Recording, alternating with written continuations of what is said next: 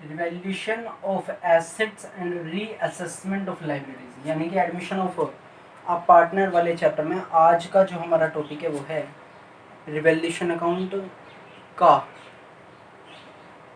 क्या केस हो सकते हैं इसमें भी? वही दो केस पुराने वाले हैं, या तो जो एसेट्स एंड लायबिलिटीज की वैल्यूज हैं आप उनको या तो क्या करने वाले हो, न्यू वैल्यू पर रखने वाले हो बैलेंस शीट में। जो आप रिवाइज्ड बैलेंस शीट अब जो बनाओगे उसमें या तो आप क्या करने वाले हो, न्यू वैल्यू पर रखोगे चीजों को, या फिर आप क्या करने वाले हो, जो न्यू वैल्यूज कहेंगे उस पर रखोगे, या फिर पुरानी वैल्यू पर ही आप उन्हें वैल्यूड करेंगे। ये हमारे दोनों केसेस हैं। अब अगर न्यू वैल्यू पे आपको करना है, फर्स्ट वाला केस, अगर न्यू वैल्यू पे करना है तो सबकी एक अलग अलग एंट्री पास करनी होगी, जिसमें हर एक सिचुएशन की अलग अलग एक एंट्री होगी। तो बहुत सारी एंट्रीज बनेंगी इसमें with revaluation with revaluation account. लेकिन इस केस में जो हमारी एट ओल्ड वैल्यूज पर ही, मतलब ये एसेट एंड लायबिलिटीज में कोई भी चेंज हुआ हो, टोटल चेंज का एक निचोड़ ले लो जिसे हम क्या कहेंगे, नेट इफेक्ट, और उस नेट इफेक्ट की बस एक एंट्री पास कर दो जिसे हम क्या कहेंगे, एडजस्टमेंट एंट्री, जिसे हम क्या कहेंगे, एडजस्टमेंट एंट्री। बस इसमें एक सिंगल एडजस्टमेंट एंट्री पास होगी सारे ही इफेक्ट की, और asset and liabilities new balance sheet में अपनी पुरानी ही वैल्यू पर रखी जाएंगी। जबकि ऊपर वाले केस में क्या होगा कि हर एक सिचुएशन की एक अलग एंट्री पास होगी विद रिवैल्यूएशन अकाउंट, और रिवैल्यूएशन अकाउंट के बाद उसका इफेक्ट जाएगा फिर उनके कैपिटल अकाउंट्स पर, कैपिटल अकाउंट से जाने के बाद में जाएगा इफेक्ट उनका बैलेंस शीट पर। ठीक है, ये वाले प्रोसेस की ही बात कर रहे हैं। ये जब भी आएगा वो मुश्किल से 3 या 4 मार्क्स में आपका आएगा। फुल लेंथ में अधिकतर ये आता है, 90% चांसेस इसके होते हैं फुल लेंथ के क्वेश्चन में आने के। चलिए फर्स्ट वाले केस को देख लेते हैं। तो फिर फर्स्ट वाले केस को देख लेते हैं, डायरेक्ट क्वेश्चन करेंगे, क्योंकि रिवैल्यूएशन अकाउंट कैसे बनता है, क्या क्या चीज़ें होती हैं, मैं आपको चेंज इन प्रॉफिट शेयरिंग वाले रेशियो वाले चैप्टर में बता चुका हूँ। आज हम डायरेक्टली क्वेश्चन से चलेंगे। क्वेश्चन नंबर 48, जो भी नई बात आएगी उस बात को हैंड टू हैंड हम क्लियर कर चलेंगे। First entries in the firms journal for the following on admission of a partner. First वाला केस करें, machinery be depreciated by 16,000, building be appreciated by 40,000। तो मशीनरी डेप्रिशिएट हुई है, मशीनरी की कीमत कम हुई है, मतलब ये एसेट्स में फॉल हो गया, fall in the value of asset. तो आप क्या करने वाले हो, एसेट तो अब इस केस में क्या होगा, क्रेडिट होगा, तो डेबिट कौन हो जाएगा, रिवैल्यूएशन अकाउंट, है ना। बहुत सिंपल सी बात है। तो यहाँ पर फर्स्ट एंट्री जो आएगी आपकी, revaluation account debit to machinery account, आपकी कितने रुपए से, 16,000 रुपए से मशीनरी की वैल्यू में कमी हो गई। ठीक है, नेक्स्ट एंट्री पर चले अगर, तो वो कह रही है बिल्डिंग भी एप्रिशिएटेड बाय 40,000। बिल्डिंग मतलब ये कि एसेट्स अब क्या हुई है, बढ़ गई, तो एसेट बढ़ने पे डेबिट होती है, तो इस बार रिवैल्यूएशन अकाउंट क्या हो जाएगा, क्रेडिट हो जाएगा। ठीक है, तो इस वाली अगर एंट्री की बात करें तो वही फर्स्ट वाली का केस, बिल्डिंग डेबिट हो जाएगी टू रिवैल्यूएशन अकाउंट, कितना रुपए से, 40,000 से। ठीक है, सेकंड वाली सिचुएशन की हम बात करते हैं। A provision be created for doubtful debts at the rate 5% of debtors amounting to 80,000 rupees। 80,000 के डेटर्स हैं, डेटर्स कितने के हैं, 80,000 का 5% हमें निकालना है, कितना आएगा, 8 पंजे 40, 4,000 रुपए से हमने क्या कर दिया, डेटर्स की वैल्यू में कमी आ गई। तो इस एंट्री को भी कैसे लोगे, revaluation debit to provision for doubtful debts. ठीक है, डीडी है ना, डाउटफुल डेब्ट्स, बस प्रोविजन फॉर डीडी करके भी आप छोड़ सकते हो, कितने रुपए, 4,000। ठीक है भाई, नेक्स्ट एंट्री क्या आएगी हमारी, provision for warranty claim be increase by 12,000। एक प्रोविजन क्या होते हैं, प्रोविजन होती है हमारी लाइबिलिटी। लाइबिलिटी जब भी क्या होगी, बढ़ेगी, तो वो क्या होगी, क्रेडिट होगी। तो डेबिट क्या हो जाएगा इस बार, हमारा रिवैल्यूएशन अकाउंट हो जाएगा। तो थर्ड वाली सिचुएशन की बात करें, revaluation account debit to provision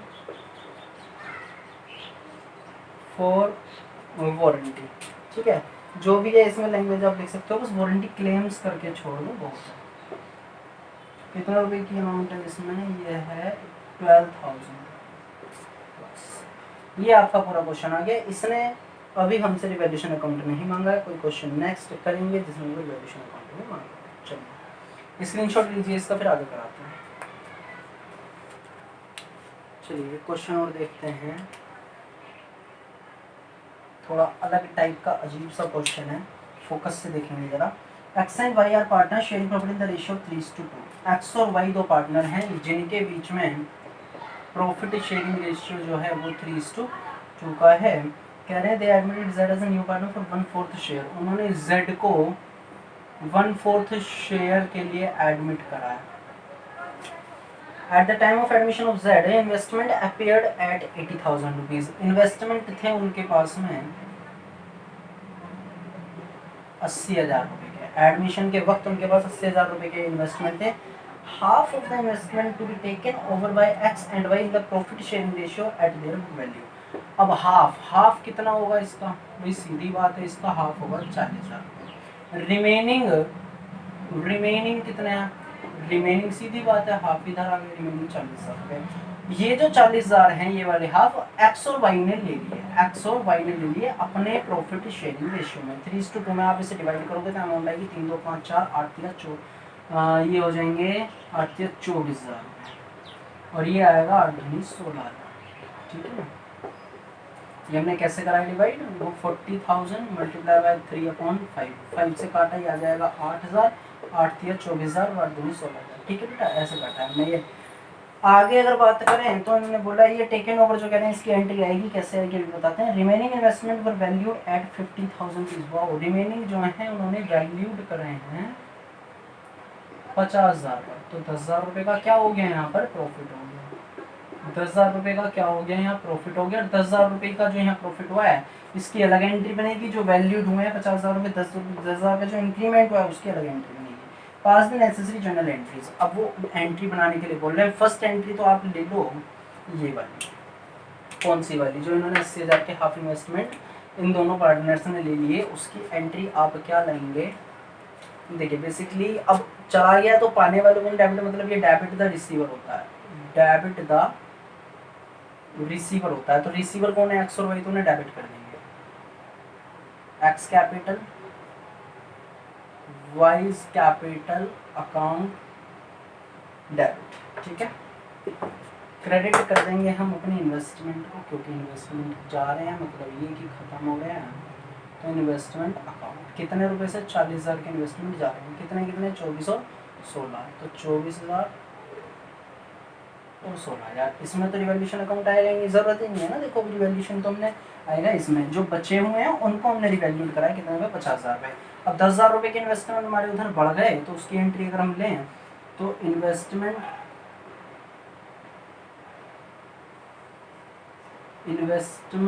account debit to revaluation account 10,000 रुपये से। ठीक है भाई, इसमें भी कोई कहीं प्रॉब्लम नहीं है। अब सुनो बात, ये 40,000 एक्स और वाई में बांट दिया, कहानी खत्म। ये वाला रिमेनिंग जो 40,000 था, 50,000 का वैल्यूड कर लिया। तो इस वैल्यूड के हमने 10,000 रुपये जो इंक्रीमेंट हुआ है एसेट में, जो इंक्रीज हुआ है वो हमने उसकी एंट्री पास कर दी। अब 10,000 रुपये का ये प्रॉफिट तो आया, कैसे क्या मैं देखो, अगर रिवैल्यूएशन अकाउंट बनाने लगो आप तो उसमें एक एंट्री जाएगी बस ये वाली, रिवैल्यूएशन के क्रेडिट साइड में। यहाँ जाएगी 10,000 रुपये, यहाँ पे आ जाएंगे 10,000 रुपये का ये आपको प्रॉफिट हो जाएगा। यहाँ दिखाओगे आप इस 10,000 को और इसे क्या दिखाओगे कि जी हमारा क्या है, profit.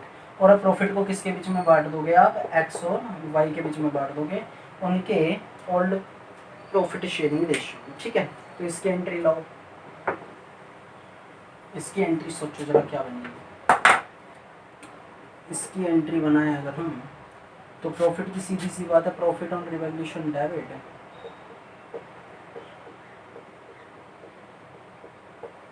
To X to Y capital account.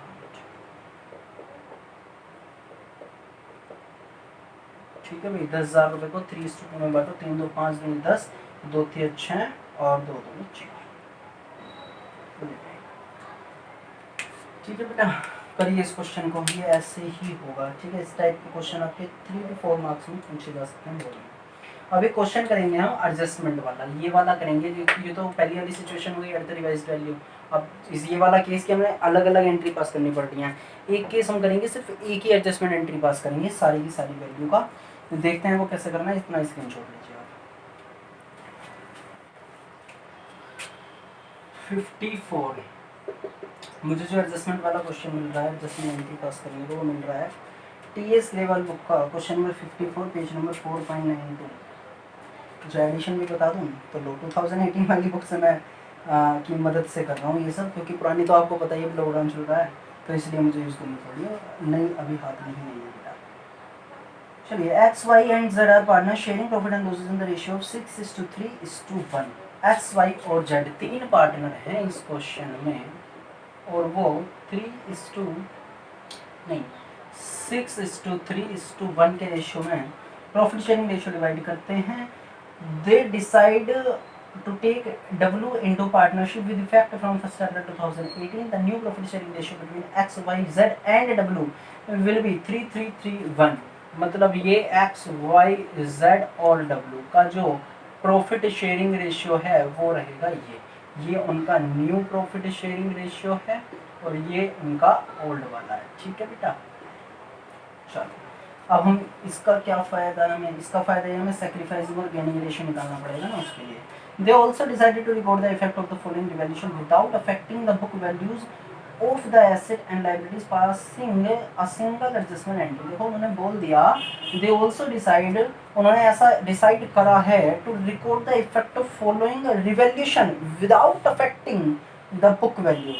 Book value को अफेक्ट नहीं करना, उनको बस चेंजेस रिकॉर्ड करना है। मतलब ये कि उन्हें एक सिंगल एडजस्टमेंट एंट्री पास करनी है, बात खत्म हो गई। बुक वैल्यू दी हुई है, रिवाइज वैल्यू दी हुई है, प्लांट एंड मशीनरी वगैरह वगैरह उन्होंने ये चीज़ें दी हुई है। तो हमें एसेट और लायबिलिटीज को देखते हुए ये चीज़ें लेकर के चलनी पड़ेंगी। चलो, फर्स्ट वाला केस किसका बोल रहे हैं, प्लांट एंड मशीनरी का। थी 3,50,000 की, हो गई है 3,40,000 की, तो 10,000 रुपये से ही हमारा लॉस हो गया। सीधी सी बात है भाई, एसेट थी कोई, ढंग से समझना, 3,50,000 की, लेकिन अब वो 3,40 की रह गई, तो 10,000 रुपये से क्या हो गया, लॉस हो गया, सीधी बात है ना। नेक्स्ट कह रहे हैं लैंड एंड बिल्डिंग है 5 लाख रुपए की, लेकिन हो गए 5,50,000 के रिवाइज, तो 50,000 रुपये से क्या हो गया, प्रॉफिट। ये वाली सिचुएशन प्लस में है। ठीक है, नेक्स्ट ट्रेड क्रेडिटर्स है, मतलब लाइबिलिटी है, 1 लाख की थी, 90,000 की रह गई, तो 10,000 रुपये से क्या हो गया, प्रॉफिट।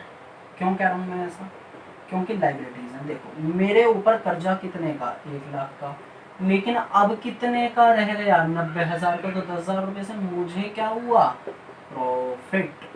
ठीक है भाई। Next outstanding expenses. Outstanding expenses भी आपकी लाइबिलिटीज होते हैं, तो आउटस्टैंडिंग एक्सपेंसेस में भी देख लेंगे जरा। इससे पहले प्लस का साइन लगा देते हैं इसमें। 85 के थे, लेकिन 1 लाख के हो गए हैं, तो 15,000 रुपये से यहाँ हमारा लॉस हो।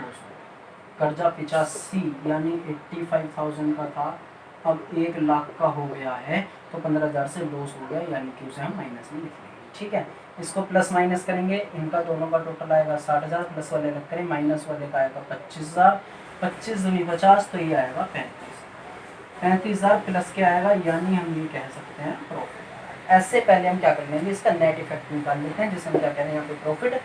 इसे क्या कहेंगे हम, इसे कहेंगे बेटा नेट इफेक्ट।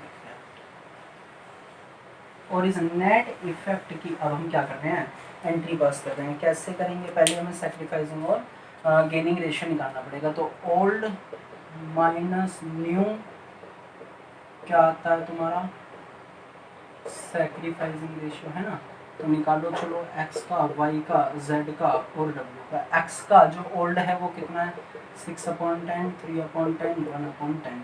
W का तो कुछ है ही नहीं, ठीक है ना, W का तो कोई है ही नहीं रेशियो। न्यू कितना है x का, 3/10, 3/10 और z का भी 3/10 है ना। 3 3 6 3 और 1 10। और जबकि डब्लू का नियो कितना है 1/10। चलो देखते हैं कैसे निकलेगा। इसे हटा दूँ, स्पेस की जरूरत पड़ेगी हमें। 10 और 10 ही है एलसीएम, तो फिर 10 ही आ जाएगा। 6 में से 3 गए 3, ये 3 - 3 0 आएगा, 0/10। 1 - 3 जाएगा तो 2/10, ये वाला 1/10 ही आएगा, ये वाला माइनस का। तो देखो जो माइनस के आ रहे होंगे वो गेन, क्योंकि यहाँ तो 0 है ना, 0 - 1/10 माइनस के 1/10 ही जाएगा। ये हमारा हो गया सैक्रिफाइस, ये हमारा कुछ नहीं होगा, नील है। 0/10 की वैल्यू 0 ही होगी, इसमें कुछ नहीं होगा। देख भी सकते हो सैक्रिफाइस 3/10 है, गेनिंग और सैक्रिफाइस बराबर होना चाहिए, तो 2/10 प्लस गेन कितना हमारा 1/10, तो ये कितना हो जाएगा 3/10। माइनस क्या है ये ध्यान रखना, क्योंकि ये दोनों माइनस में, माइनस माइनस प्लस होता है, तो 3/10 माइनस क्या है। अब तो एंट्री कर ही लोगे, अब तो कोई प्रॉब्लम ही नहीं भाई। सैक्रिफाइसिंग रेशियो निकल गया, गेनिंग निकल गया हमारा। तो देखो जो सैक्रिफाइसिंग है वो क्या हो जाएगा क्रेडिट, और जो दोनों गेन हैं वो क्या हो जाएंगे हमारे डेबिट। कितने रुपए से 35,000 का 2/10 लेंगे, 1/10 लेंगे, ऐसे सोच रहे हो तो गलत है। बस आपको क्या करना है, इनका गेनिंग कितना हो गया 2:1। सैक्रिफाइसिंग रेशियो निकाल लो, 35,000 का 3/10 निकाल लो। ये वाला जो सैक्रिफाइस कर रहा है कौन, एक्स, कितना आएगा ये 5 10 10,500 रुपये से आई थिंक एंट्री आनी चाहिए, सही आ रही है। और इस 10,500 को अब हम डिवाइड कर देंगे अपने 2/3 और 1/3 में, ठीक है ना। तो 2/3 करेंगे तो इसका आ जाएगा x का, डायरेक्ट एंट्री ले लें जी। तो z और w डेबिट होंगे, z कैपिटल अकाउंट डेबिट, ये z नहीं कुछ और ही लग रहा था, w capital account debit, 2x capital. कितने कितने से 10,500 क्रेडिट, 7,000 और यहाँ, ठीक है भाई, कोई प्रॉब्लम ही नहीं होगी। तो इसमें 10,500 को हमने 2/3 करा, 1/3 करा, निकाल लिया, क्योंकि गेनिंग रेशियो वो था। गेनिंग रेशियो को हमने डेबिट करा और सैक्रिफाइसिंग पार्टनर को हमने क्रेडिट करा, मतलब गेनिंग पार्टनर्स को हमने डेबिट कर दिया, क्योंकि हमारी एंट्री आती है गेनिंग पार्टनर्स को हम डेबिट कर देते हैं और सैक्रिफाइसिंग पार्टनर हम क्रेडिट करते हैं in the case of profit. यहाँ पर प्रॉफिट था, अगर लॉस होता तो फिर सैक्रिफाइसिंग टू गेनिंग एंट्री आती। ध्यान रखना, स्पीड में मैं इसलिए रहा हूँ इस क्वेश्चन में क्योंकि बड़ा क्वेश्चन था, आपको लगेगा फिर वीडियो बड़ी हो गई, ऐसा कुछ नहीं है।